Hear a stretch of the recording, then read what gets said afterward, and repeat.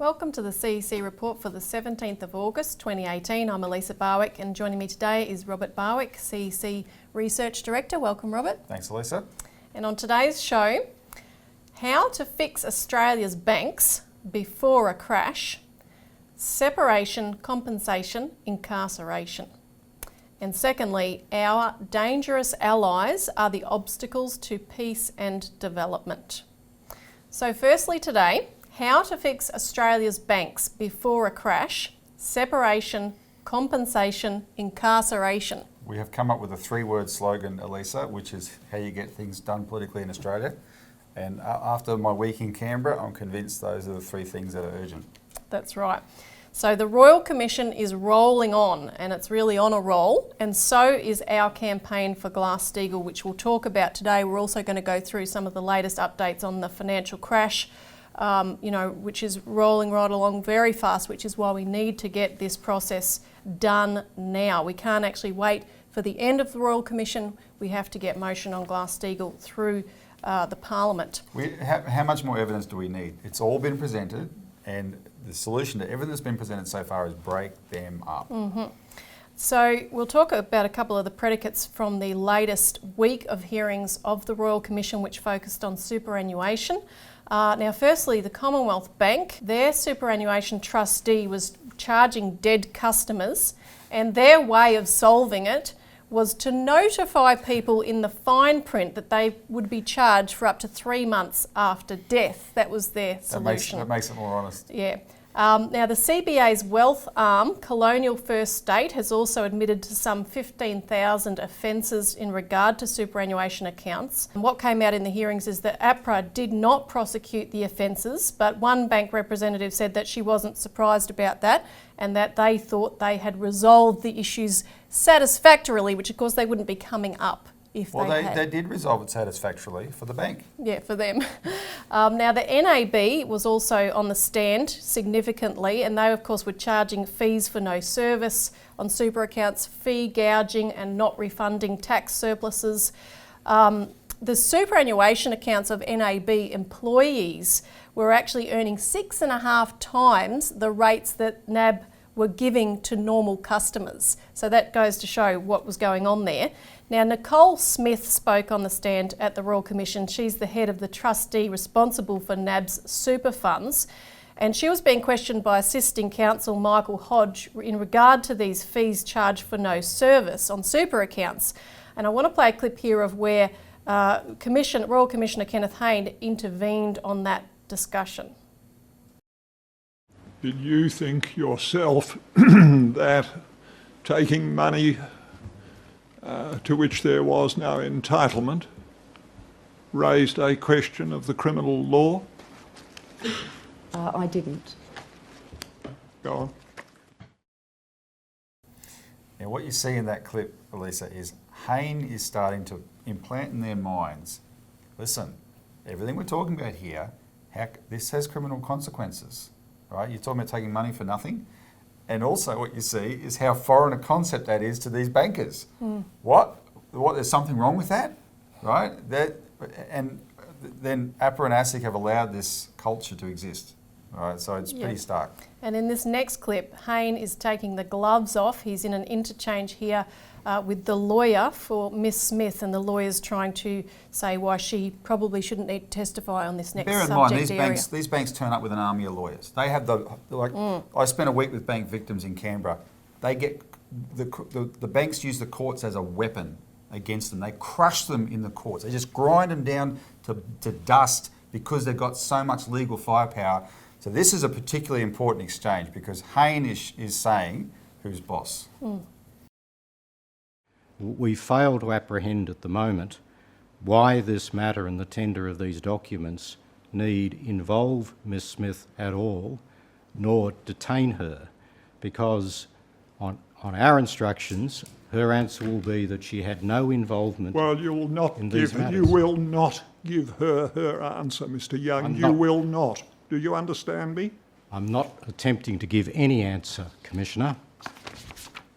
I'm attempting to explain the situation why we think this matter ought not to detain Ms Smith. Yes, and you will not indicate what answer you think she may give. And in response to these particular discussions, one senior barrister referred to these fees for no service as literally theft, because that's what it is. And on the stand was also the NAB Chief Customer Officer, Andrew Hagger. His defence for it all was, quote, "We had a fundamental belief, which I still hold today, that customers tend to know whether services had been provided or not." Now, let me say something about that. The reality is, with superannuation, we're all forced into it. All working Australians have been forced into this system. All young people, all they know is money's taken out of their account, they're in some super fund. They're not thinking about 50 years ahead when they're going to retire. Nobody is looking at it. They know that. Now, there's a bunch of older people that start looking over the details of their accounts, etc. But these banks know nobody's looking at it. That guy is being worse than a liar, right? This is the caveat emptor thing. It's let the buyer beware. You're responsible if you're swindled, you're responsible yourself. But they know that a system's been set up for them to take full advantage of. The other thing, what you said earlier, sort of proves it. Where NAB employees for their own fund, they're getting 6.5 times what their customers get, whereas their customers are getting 2.5% less than any other fund that's not owned by a bank. Right? So what these traders are doing, this is what happens when you have banks owning super fund, anything, but the banks own them, and they can set the fees in a way that don't get noticed, and that all goes back to the bank, right? And then, as Dr. Wilson's side pointed out in a submission to the Productivity Commission, they can do trading that, they give advice to these funds, say, okay, we'll invest in this, we'll invest in this. Well, that involves trading. But the bank knows what they've just told their funds they're going to invest in, right? Which they do. They can front run those trades. They go buy those shares first and then sell them on to the customers and make a healthy profit every time. They can't lose. And all that goes to their own money, and they just get to fleece and bleed and gouge and loot their customers with impunity. And this is why, of course, that it's another element of the banking superstructure that has to be broken up. The problem is the structure. It's got to. You can't say, "Oh, well, you got to behave better." No, don't trust him in the first place. Break them up. Yeah. And this is being discussed in the wake of this last week's session of the Royal Commission. The other thing that's being discussed is criminal charges. Now, The Australian had an article which indicated this on the 31st of August by Richard Gluyas, called "Banking Royal Commission, Hayne Terrifies Banking Industry." And they quote an observer of what they call the gruesome spectacle, saying, "Hayne is frightening the crap out of everyone. The entire industry is on its toes. This is going to resonate forever." And the article goes on to say that a director of a financial services company paused last week when asked if he thought Mr. Hayne was intent on scaring the daylights out of people, using the public hearing process as a battering ram to force cultural change on the industry. "If that's the plan, it's working," the director said grimly. And then the author went on to say that those who know Mr. Hayne believe he will not hesitate to press for criminal charges against bankers where the evidence supports it. And many, the article indicated, are bracing for criminal charges. And then he also reports on the discussion about breaking up the vertical integration of superannuation management. Yeah, so what I'd say to all that, Lisa, that is, so as far as it goes, that's very good. But for this fact, Hayne may be scaring the life out of these guys, but that's not how you fix the system going forward. You can't just rely on them being afraid, right?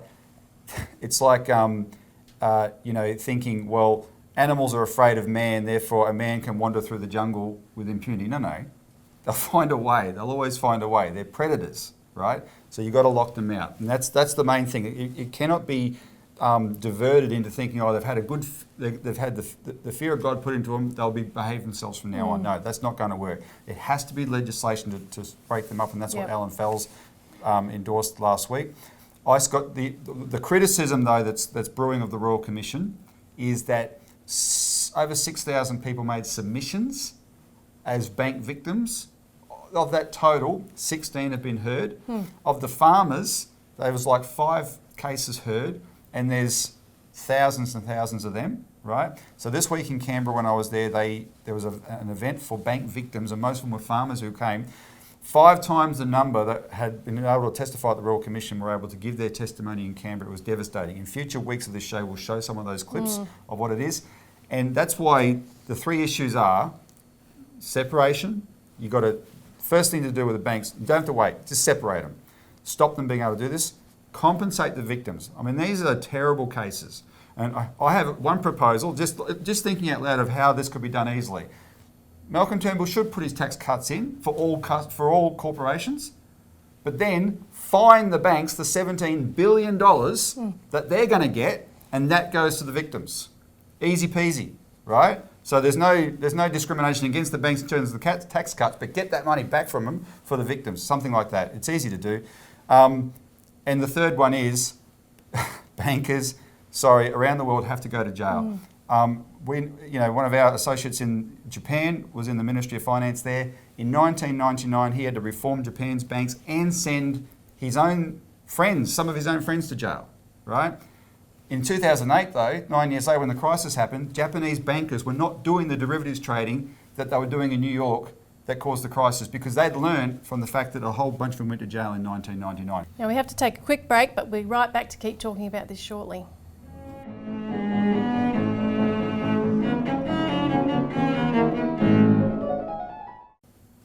Welcome back to the CEC report, where we're discussing the necessity to break up the banks before the new oncoming global financial crash. Now, in the context of what you were just discussing, Robert, about the bank victims that were in Canberra last week to discuss the crimes of the banks that have not, many of which have not even come up in the Royal Commission, there was a Senate resolution which was passed unanimously to extend the Royal Commission. Can you tell us about that and the momentum for Glass-Steagall? Yeah, so that happened just after this bank victims event, and quite a few members of Parliament came into the bank victims event and watched these victims give their stories. And it's becoming an obvious point. Everyone knows that the Royal Commission has done a good job as far as it goes, but it's only touching the surface, right? And you could have, they compared it to the Child Abuse Royal Commission. Of 5 commissioners, there was 6 commissioners, 5 years, and 5,000 people got to have their story, right? So this is, by comparison, this is just literally touching the surface. So when it was actually Senator Fraser Anning who moved the motion, and that was a few hours before he gave his speech that got all the attention for the rest of the week. That tells you how the media works, by the way, because they much prefer to report all this controversial stuff, right, and exaggerate some of it. There's a lot that Fraser Anning said that I definitely disagree with, but the media like playing a certain game with it, right? Because the real story, that was the more fundamental thing he did that day was move a motion that no one in the major parties was game to oppose. That tells you there's a lot of, this is a time when we can finally get some traction here, right? And we've got to turn that into policy though. And that's why Glass-Steagall is so important. So as part of that, people are starting to pay close attention to the fact that, the banks have to be broken up. So a few days before we got there, the Greens came out with their policy of total separation. Alan Fells has endorsed it. Members of Parliament have taken notice of all that, right? But we have to make sure it sticks. And that comes down to, let me again appeal to viewers. Your persistence is important. One of the bank victims at this event became a friend of mine. He organised meetings for me and Wilson Sy through sheer persistence, right? And because politicians will try and fob you off, or they're too busy or whatever, don't let them.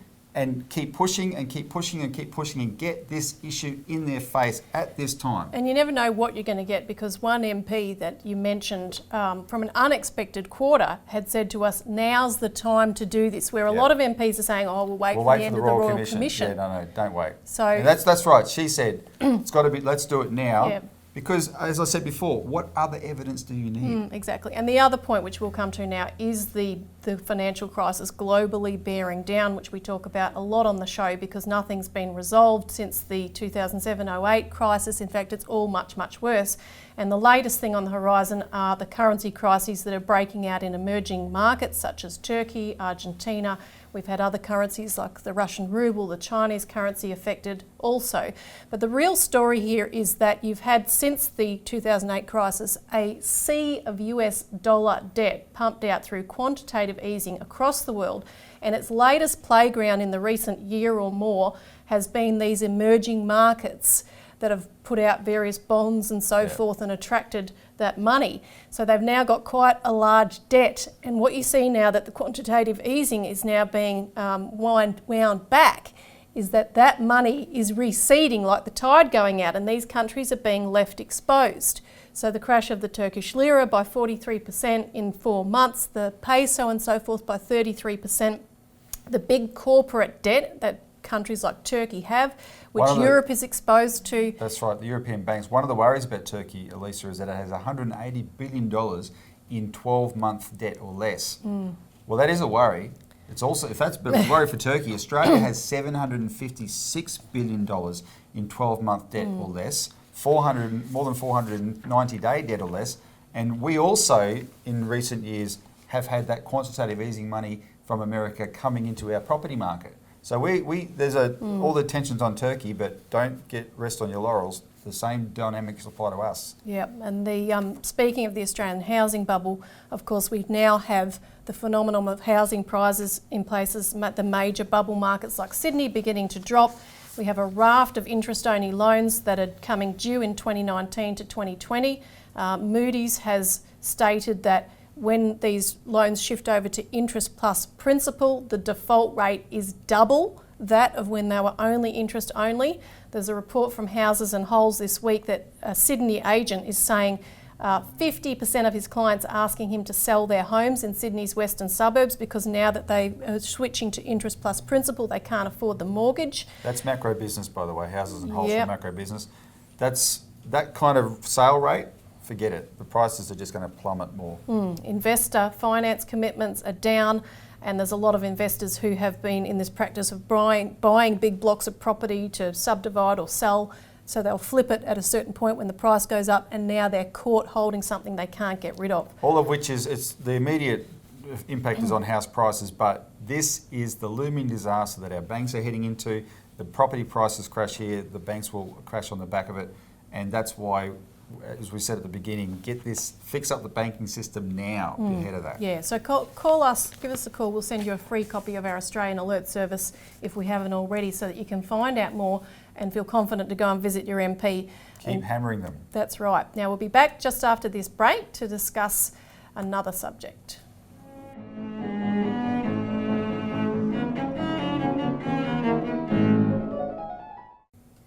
Welcome back to the CEC report. We're now discussing our dangerous allies are the obstacles to peace and development.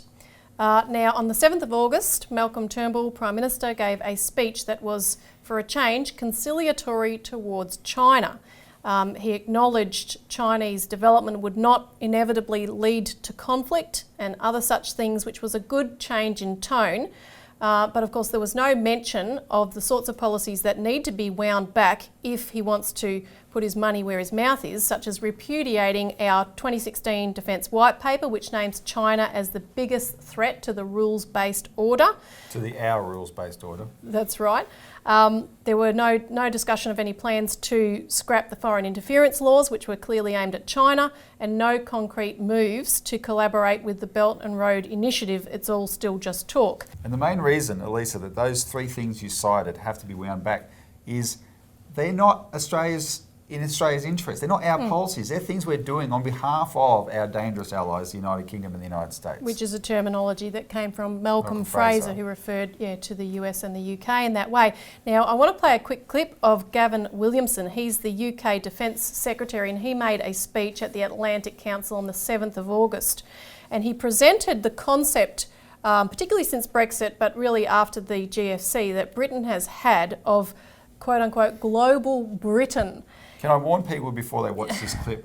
He ain't no Winston Churchill. Yeah, so don't be fooled by the way he says it. What he says is actually very dangerous. Yeah. Don't be put off by his style. And just to situate it, he's talking about the expansion of Britain's presence around the world in a military sense, in a trade sense, and in terms of influence. He talks earlier in the speech about using Britain's hard and soft power to extend their influence. He brags about their vibrant defence industry. He talks about how the UK is expanding its presence, deploying Royal Navy ships to the Indo-Pacific, increasing its presence around the entire world, and he also attacks China and Russia. In this clip in particular, he's talking about British troops being everywhere all the time, protecting people. Of course, if any other nation tries to expand its influence or put its military all over the world, you know, China has but one overseas military base. In this way, they would be absolutely denounced they're and a attacked. threat, they're evil, etc. Yeah. But we're just let Gavin Williamson can say this on Britain's behalf, and it's all good. So we'll just roll that clip. First, we are ready to respond to any situation at a moment's notice. We have forward deployed forces across the globe. We can draw on our overseas territories in Gibraltar, the sovereign base areas in Cyprus, Ascension Islands, the Falkland Islands, the British Indian Ocean territories. These often provide key facilities not just for us, but also for the United States. And we're extending our presence with our new naval base in Bahrain. We can also bring in allies other than the US as and when required, such as our 9-nation joint expeditionary force of like-minded Northern European nations, which can muster up to 10,000 personnel to respond to any type of operation. From humanitarian assistance through to high-end warfighting. Above all, our readiness comes from having world-class personnel, the embodiment of our global Britain, our Great Britain. More than 14,000 personnel deployed on operations around the globe, with 19,000 preparing to deploy or at readiness to respond. Being ready is only one thing, but the United Kingdom has that essential willingness, a willingness to act. The willingness to use military force when other measures fail. The willingness to operate where others cannot or will not go. So as I said, Elisa, just because he comes across like an upper-class Frank Spencer, from some mothers do have him, what he says is actually very dangerous, and that is the threat to the world. Now, Australia is actually in a crucial position here, which is why we have to make these shifts we were just talking about, what Turnbull should do. Because we're in the Asian Pacific region, this is where China, you know, is unfurling its Belt and Road Initiative and beyond. So Britain has, of course, been making a major push to expand its influence in this region, which we've written about in the Australian Alert Service since the GFC, because at that point it could see that the only area of growth in the world was Asia, was coming out of what China was doing, of pumping money into real productive development and infrastructure. So Britain took the initiative to begin to monopolise the international trade of the renminbi, and of course its influence on Australia is therefore critical in keeping the world looking the way that it wants, keeping control. Britain thinks geopolitically all the time. It's always divide and conquer, alliances, influences, etc., and not as a nation state, in a sense, minding its own business and putting the welfare of its people first. And just an important point, this week there was an agreement between the ASEAN countries and China for a framework of how to resolve disputes in the South China Sea. Left to their own devices, they can do that. They don't need American warships and British warships and Australian tugboats or rubber duckies tagging along with them, because we are the problem in there. They can figure these things out themselves, and that's what they did this week. And we've got to start insisting our country stops doing that type of thing. Yep, and play a beneficial role. And you can read more about that in the Australian Alert Service, because that's all we've got time for. Thanks, Robert. Thanks, Elisa. Thanks for tuning in, and see you again next week.